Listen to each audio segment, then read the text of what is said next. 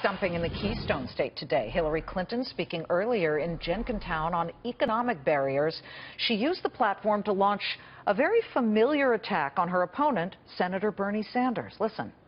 We want to join forces with everyone together for comprehensive background checks, closing the gun show loophole, closing the online loophole, closing what's called the Charleston loophole, that you get a gun after 3 business days, whether or not the background check is complete, ending the special protection that the Congress voted for gun makers and sellers. I voted against it. My opponent, Senator Sanders, voted for it. Right, so it's that gun issue that Senator Sanders, of course, in Vermont has been supportive of. I'm joined now exclusively by somebody who shared the stage with both of these candidates, former Democratic presidential candidate Lincoln Chaffe. Welcome, Governor. Thank you for joining us. Thank you, Liz, for inviting me. Of course. Well, you know, heck, let's get to Rhode Island because it will be part of Super Tuesday Part 3. You were the former governor of Rhode Island. Tell us what the feel is on the ground for both of these candidates.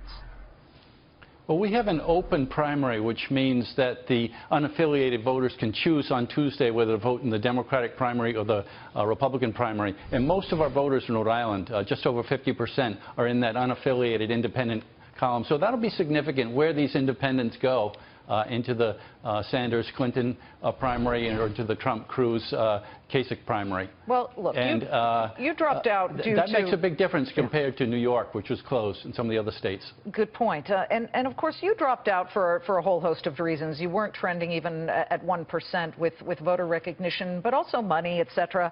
Look, Bernie Sanders has a different experience. He is raising $40 million per month. He's got very large swaths of voter approval, especially with the younger vote.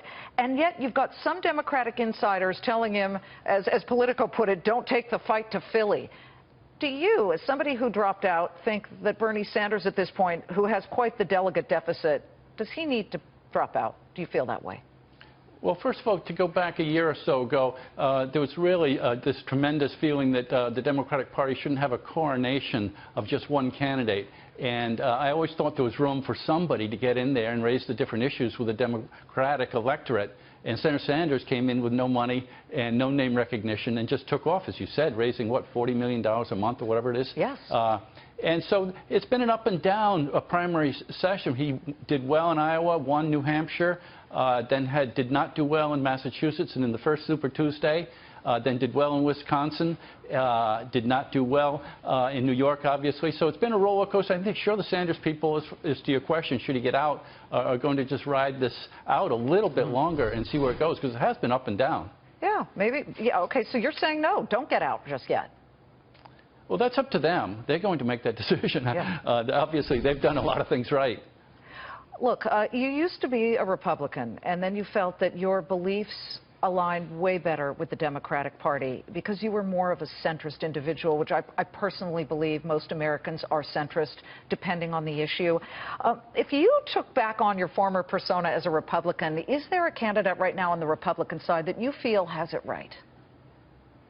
You see them as you get into these primaries, and they just get pulled way out of the extremes. And even you just talked about the bathroom issue. This is one of the main reasons I got out of the Republican Party. All these social issues, gay marriage and the like.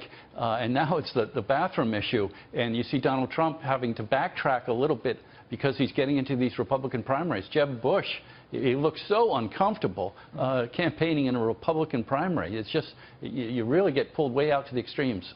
You saw it with Mitt Romney and with John McCain. Romney was governor of Massachusetts, for crying out loud.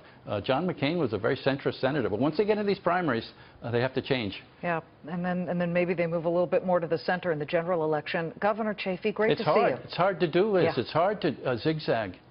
I can only imagine. That's why I'm here and not there.